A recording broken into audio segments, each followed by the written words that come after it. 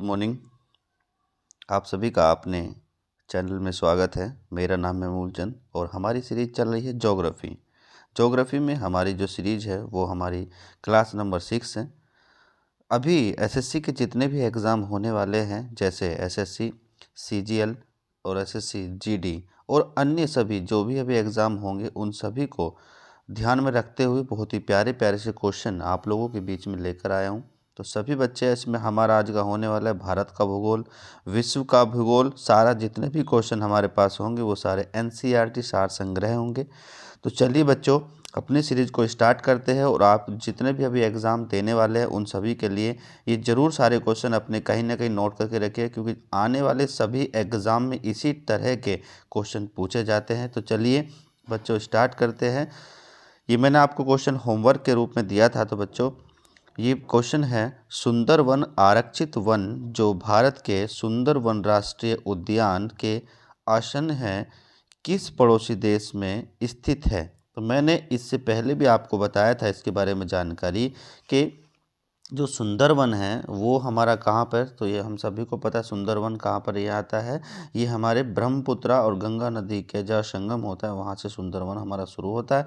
और ये पूरा का पूरा यहाँ से लेकर आपके पश्चिम बंगाल से लेकर और आपके बांग्लादेश तक पूरा फैला हुआ। और इसी सुंदरवन को हम क्या है, मैंग्रोव के नाम से भी जानते हैं। मैंग्रोव का मतलब होता है जहाँ पर आपके झाड़ होते हैं ज़्यादा, प्लस में आपके वन होते हैं, इन सभी का समूह एक वो जंगल जो हमारा जितना भी क्या होता है लवण, यानी कि हम कह सकते हैं जो हमारा लवणीय पानी होता है, उन सभी को क्या कर ले, वो उसमें एब्जॉर्व करने की कैपेसिटी होती है, उसको हम मैंग्रोव कहते हैं। और मैंग्रोव का मतलब मैंने आपको बता दिया। तो इसका अगर पड़ोसी देश की बात कर रहा है तो इसका सही आंसर जो हमारा चला जाता है वो बांग्लादेश चला जाता है। अगर यहीं पूछता कि भारत में कहाँ होता है तो हम कह सकते हैं पश्चिम बंगाल में होता है। मैं आपको क्वेश्चन इस टाइप का पहले करा चुका हूँ। तो चलिए बच्चों, उसके बाद में आप सभी को पता है जो पाकिस्तान है, उसके बाद नेपाल है और ये भूटान है, ये सारे के सारे जो आपके देश है वो क्या है, भारत की सीमा को छूने वाले देश है। तो कई बार क्वेश्चन पूछ लेता है इस टाइप का भी कि बता दीजिए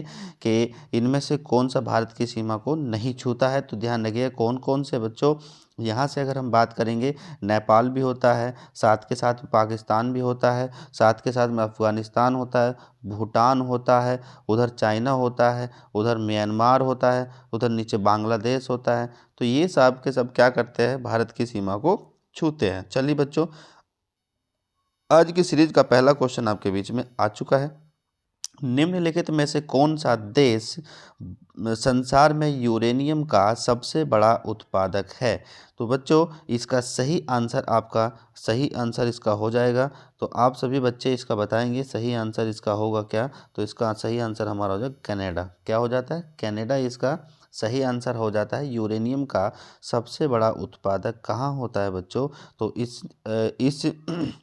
इस ऑप्शन के हिसाब से जो हमारा निकल का आता है वो कनाडा आता है। और बच्चों ये भी साथ के साथ ध्यान है, नामीबिया क्यों क्यों अभी जो है सबसे ज़्यादा प्रचलित है। तो नामीबिया हम सभी जानते हैं, नामीबिया कहाँ पर पड़ता है, कहाँ पर, अफ्रीका कॉन्टिनेंट का एक देश है। और नामीबिया से भारत में, यानी कि भारत के मध्य प्रदेश राज्य में एक एक क्या पड़ता है, राष्ट्रीय उद्यान पड़ता है, नेशनल पार्क पड़ता है, जिसका नाम है कूनो राष्ट्रीय उद्यान।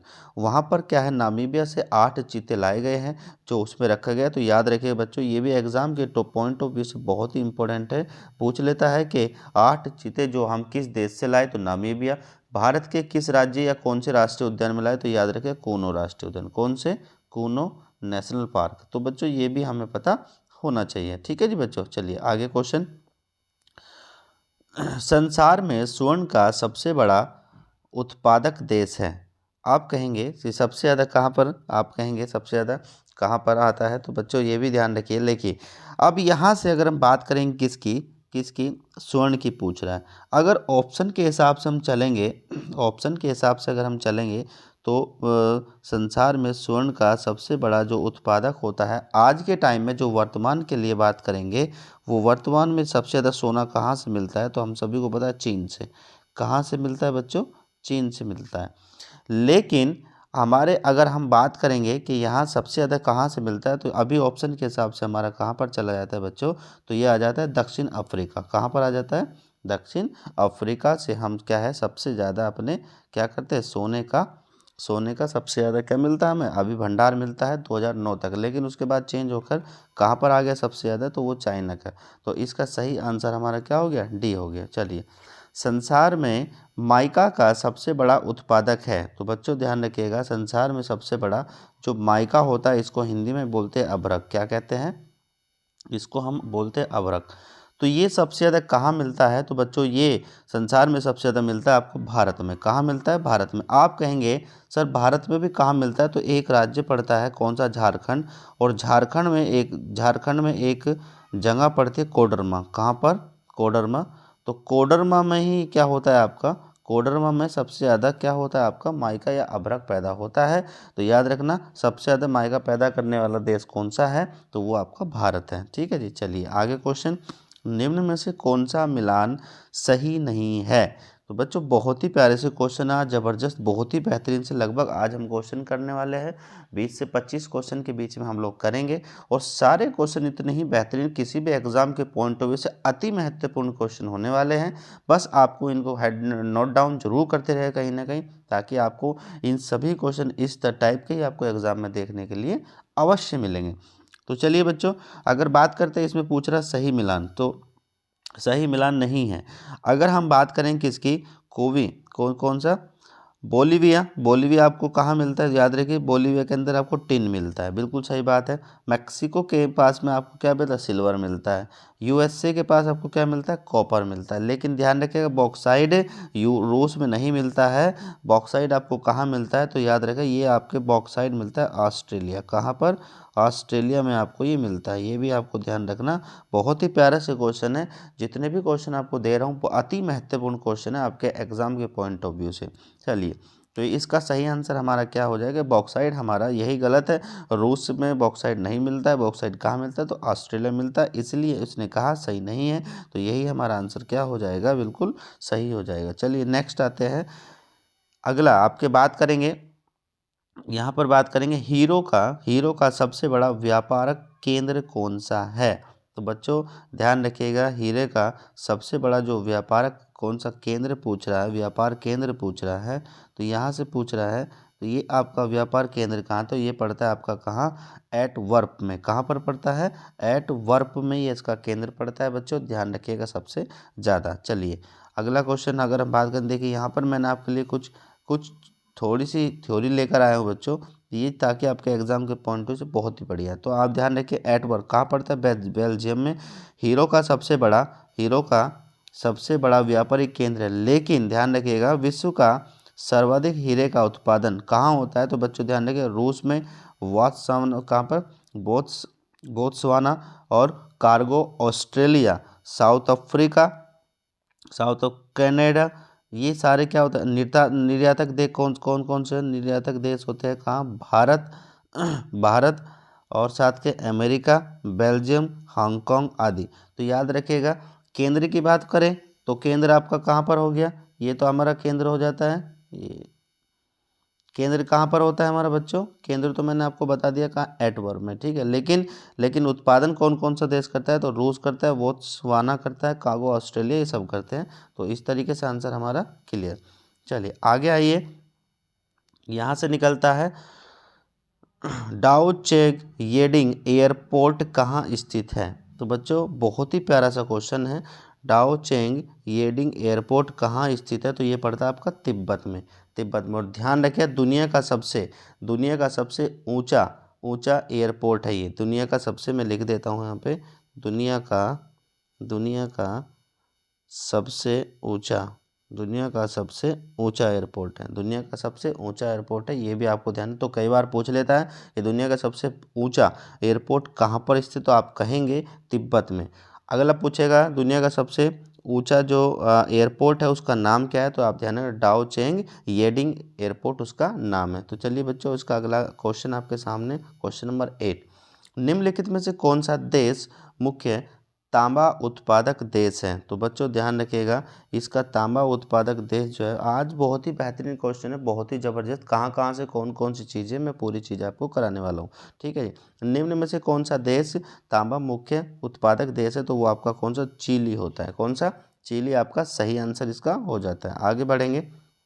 क्वेश्चन नंबर 9, निम्नलिखित में से कौन सा एक कोयले का प्रकार नहीं है। देखिए बच्चों, यहाँ से आपको मैं दो चीज़ें बताने वाला हूँ। पहली बात, कोयले की बात हो रही है तो कोयले का सबसे शुद्धतम रूप कौन सा होता है या सबसे अच्छा होता है, वो होता है हमारा एंथ्रासाइट। कौन सा होता है? एंथ्रासाइट। यही पूछेंगे कि सबसे सबसे खराब गुणता वाला कोयला कौन सा होता है, तो ये भी आप ध्यान देंगे, वो हमारा होता है पीट। ठीक है, एक हमारा कोयला होता है कौन सा? लिग्नाइट। और उसने कहा कि कोयले का प्रकार नहीं है, तो लोहा कोयले का प्रकार नहीं होता है। तो बच्चों ये भी हमारा ध्यान रखिएगा। और हमेशा ध्यान है कोयले की गुणवत्ता किस पर डिपेंड करती है, तो वो हमेशा कार्बन पे करती है, ध्यान रखिएगा। क्वेश्चन नंबर 10 आपके पास में आ चुका है। क्वेश्चन नंबर 10, ग्रेट बैरियर कहाँ स्थित है? ग्रेट बैरियर याद रखिए, ये दुनिया की सबसे बड़ी एक प्रवाल भित्ति होती है, जो कि हम सभी को पता है। ये कहाँ पर पड़ती है? ये आपके पड़ती है आपके ऑस्ट्रेलिया में।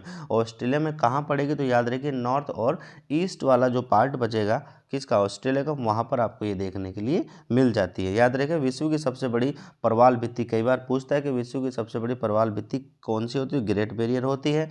और पूछता है साथ के कहाँ पड़ते हैं, तो ऑस्ट्रेलिया। अगर पूछेगा कहाँ महासागर कौन सा, तो बच्चों वो महासागर आपका होता है कौन सा? प्रशांत महासागर। कौन सा हो जाता है? प्रशांत महासागर। जितनी डेटा मैं आपको देता जा रहा हूँ, जरूर बच्चों नोट करके जाइएगा, क्योंकि इसी टाइप के एग्जाम में क्वेश्चन आपको देखने के लिए मिलेंगे भाई। ठीक है, चलिए अगर हम बात करेंगे, ग्रेट बैरियर प्रशांत महासागर में स्थित है। यह विश्व की सबसे बड़ी प्रवाल भित्ति है। यह ऑस्ट्रेलिया महाद्वीप के उत्तर पूर्व में स्थित है। इसकी लंबाई कितनी पड़ती है? तो बच्चों इसकी कई बार लंबाई भी पूछता है, तो 1900 किलोमीटर है। इस प्रवाल भित्ति का निर्माण प्रवाल नामक अत्यंत छोटे छोटे जीवों के अस्थि पंजरों में लगातार जमा होने से हुआ है। ये भी आप ध्यान रखिएगा। जलवायु परिवर्तन के कारण इसका कुछ भाग नष्ट हो चुका है। ये भी ध्यान रखिएगा कि पूछता है कि जो ग्रेट बैरियर होता है इसका क्षय कैसे होता है, इसका क्षरण कैसे होता है। तो बच्चों इसका कैसे, जो जलवायु परिवर्तन के कारण होता है, पूछ लेता है कई बार। इसकी लंबाई कितनी? तो 1900 किलोमीटर। कहाँ पड़ती है? तो याद रखिएगा कहाँ पे पड़ती है, ये ऑस्ट्रेलिया महाद्वीप के कहाँ? उत्तर पूर्वी भाग में स्थित है। तो विश्व की सबसे बड़ी एक ऐसी होती प्रवाल भित्ति भी होती है। इतनी सारी डेटा मैंने आपको दिया बच्चों, इस तरीके से ये बस ये चीज़ों को समझ के चलना है, और हमारी कहानी को क्या है, ऑटोमेटिक का सही होते चला जाएगा। तो अब क्वेश्चन नंबर 12 आपके बीच में फिर से आ गया है। पूछ रहा है जिब्राल्टर जल डमरू मध्य किनको जोड़ता है? तो जिब्राल्टर जल डमरू मध्य किसको जोड़ता है? तो बच्चों ध्यान रखिएगा, ये आता है हमारा अटलांटिक महासागर से भूमध्य सागर को। अटलांटिक महासागर से किसको? भूमध्य सागर को ये जोड़ता है। बहुत ही बढ़िया, बहुत ही प्यारा सा क्वेश्चन है, बहुत ही ज़बरदस्त, एग्जाम में बार बार रिपीट होता है। अभी आपका PSC AE के लिए जो पेपर हुआ था उसमें पूछा था जिब्राल्टर जल डमरू किसको जोड़ता है। तो बच्चों याद रखें अटलांटिक महासागर भूमध्य सागर को ये जोड़ने का काम करता है। तो अगला क्वेश्चन आपके पास 13 का क्वेश्चन आपके बीच में, विश्व का सबसे बड़ा द्वीप समूह कौन सा है? तो बच्चों ध्यान रखिएगा, विश्व का सबसे बड़ा जो द्वीप समूह है वो कौन सा है? द्वीप समूह यानी कि छोटे छोटे द्वीपों से बना हुआ क्या होता है? एक समूह होता है जो द्वीप होता है। और वो कौन सा है बच्चों? वो ध्यान रखिएगा हमारा कौन सा था? ग्रीनलैंड होता है। ग्रीनलैंड होता है बच्चों, ये भी ध्यान रखिए ग्रीनलैंड होता है। अब मैं कहूँगा इस पर जो कब्जा है वो किस पर, कौन अपना अधिकार जमाता है? तो वो होता है आपका डेनमार्क। कौन सा? एक डेनमार्क देश है। वो क्या कहता है? इस पर मेरा पूरा कब्जा है, मैं किसी को में से देने वाला नहीं हूँ। तो कई बार पूछ लेता है कि जो ग्रीनलैंड है वो किसके अधीन रहता है? तो ध्यान रखिए डेनमार्क के। और पूछता है कई बार कि ये कैसा समूह है? तो याद रखिए ये कैसा है? हमारा द्वीप समूह होता है ग्रीनलैंड। ठीक है जी, चलिए आगे बढ़ेंगे क्वेश्चन को लेके आगे। सुएज नहर जो आपकी होती है, सुएज नहर जो होती है किनको मिलाती है? तो सुएज नहर किनको मिलाती है बच्चों, ये भी हमें पता होना चाहिए। तो सुएज नहर कहाँ पर? पहली बात तो ये आपको जानना कौन से कॉन्टिनेंट में ये पड़ता है? आपका अफ्रीका कॉन्टिनेंट में ये पड़ता है। काम क्या होता है इसका? ये काम होता है हमारा कहाँ पर बच्चों? ध्यान रखिए लाल सागर और भूमध्य सागर को जोड़ने का काम करता है। लाल सागर और भूमध्य सागर को जोड़ने का काम करता है। जब बच्चे हम लोग पढ़ेंगे, जब हमारे क्या होता, वास्को डी गामा भारत आया था 1498 में, तो बड़ी लंबा सफ़र तय करके आया था पानी के जहाज से। लेकिन जब से ये सुएज नहर बनी थी आपकी, तो तब से क्या हुआ था, सुएज नहर जब से बनी थी तो क्या होगा, लगभग लगभग आपका बहुत ज़्यादा रास्ता शॉर्ट हो गया था। सीधे जितने पुर्तगाली थे वो सीधे क्या करते, सुएज नहर के माध्यम से भारत में क्या प्रवेश कर ले जाते थे। ठीक है जी, तो याद रखिए सुएज नहर कैसा है, विश्व की सबसे बड़ी नहर कौन सी है, तो वो पूछ लेता है विश्व की सबसे बड़ी नहर तो सुएज नहर ही है। कहाँ पूछ लेता है, कौन से कॉन्टिनेंट में पड़ती है, तो बच्चों ये भी ध्यान है, अफ्रीका कॉन्टिनेंट में। किस किस को जोड़ने का काम करती है, मैंने बताया लाल सागर और भूमध्य सागर को जोड़ने का काम करती है। तो चलिए आगे क्वेश्चन बढ़ेंगे। विश्व की सबसे गहरी खाई मैरियाना, यानी कि हम बात करेंगे विश्व की सबसे गहरी खाई मैरियाना खाई कहाँ स्थित है। तो बच्चों बहुत ही प्यारा सा क्वेश्चन है, और ये क्वेश्चन या तो इसकी पूरी गहराई कितनी होती है, या पूछता है ये कहाँ पे पड़ती है। ये देखिए, मैरियाना खाई का मतलब होता है कि वो समुद्र का सबसे गहराई तल, जो समुद्र क्या होता है, जहाँ पर सबसे ज़्यादा गहराई होती है समुद्र की, उसको हम बोलते हैं मैरियाना खाई। अब आप कहेंगे ये पड़ता कहाँ है, तो बच्चों ये ध्यान रखें, ये हमारे तक पड़ता है प्रशांत महासागर। आप कहेंगे सर इसकी गहराई और बता दीजिए, गहराई कितनी है, तो याद रखें 11,000 कितना 34 मीटर इसकी हाइट है। ये भी ध्यान आपको रखना है, कितना 11,034 मीटर इसकी हाइट है बच्चों, ये भी आपको ध्यान रख के चलना है। ठीक है, तो इसका सही आंसर हमारा क्या हो गया, प्रशांत महासागर में ये पड़ता है। आगे बढ़ेंगे। दो दो समुद्री भागों को जोड़ने वाले पानी के संकीर्ण विस्तार को क्या कहते हैं बच्चों, क्या कहते हैं, तो बच्चों इसको हम कहते हैं क्या, जल डमरू मध्य। क्या कहते हैं, जल डमरू मध्य कहते हैं। जब जैसे अगर कहेंगे सर इसका एग्जाम्पल हमें बता दीजिए, तो आपका जैसे अगर एग्जाम्पल पाक जल संधि, पाक जल संधि, पाक जल संधि। आप कहेंगे पाक जल संधि किस किस को जोड़ती है, तो बच्चों ध्यान रखिए भारत और श्रीलंका को जोड़ने का काम करती है। ठीक है, यही समुद्र का भी काम करती है। तो इसका सही आंसर हमारा क्या हो जाएगा, जल डमरू मध्य हो जाएगा। चलिए क्वेश्चन नंबर 17 आपके पास में आ गया। निम्नलिखित में से किस क्षेत्र में भूमध्य रेखा गुजरती है। देखिए बच्चों कितना प्यारा सा क्वेश्चन है। अब यहाँ से मैं आपको 3 क्वेश्चन कराने वाला हूँ। ठीक है, देखिए अब पूछेंगे कि भारत के मध्य से कौन सी रेखा गुजरती है, तो मैं कहूँगा भारत के मध्य से रेखा गुजरती है कौन सी, कर्क रेखा। कौन सी, कर्क रेखा। अब आप कहेंगे सर ये और बता दीजिए कि कर्क रेखा भारत के कितने राज्यों से होकर गुजरती है, मैं कहूँगा 8 राज्यों से। कौन से, 8 राज्यों से। तो ये भी आपको पता लग गया। ठीक है, अगली बात अगर हम बात करेंगे, अब यहाँ से हम बात करेंगे कि भूमध्य रेखा किससे गुजरती है। याद रखना भूमध्य रेखा क्या है, अफ्रीका कॉन्टिनेंट से गुजरती है। और भूमध्य रेखा का जो कोण होता है वो कितना होता है, 0 डिग्री होता है। कितना होता है, 0 डिग्री। भूमध्य के उत्तर की तरफ से, उत्तरी गोलार्ध की तरफ से अगर कोई रेखा जाएगी तो याद रखेगा वो कौन सी, कर्क रेखा होती है। और भूमध्य रेखा के जो दक्षिणी गोलार्ध है वहाँ से कौन सी रेखा गुजरती है, तो वहाँ से गुजरती है हमारी कौन सी, तो बच्चों वहाँ से हमारी गुजरती है मकर रेखा। ठीक है जी, तो ये भी हमें याद रखना है। तो यहाँ से अफ्रीका एक कॉन्टिनेंट ऐसा है जहाँ से हमारी तीनों रेखाएं क्या करती है, पास कर जाती है, क्या कर जाती है। तो इसी टाइप के क्वेश्चन आपको एग्जाम में देखने को मिलते हैं। चेंज कर देगा, पूछ लेगा यहाँ पर भूमध्य रेखा ना पूछ के पूछ लेगा कर्क रेखा पूछ लेगा, मकर रेखा पूछ लेगा, इस तरीके से क्वेश्चन पूछ लेता है। सही आंसर हमारा क्या होगा, अफ्रीका इसका सही आंसर होता है। अगला,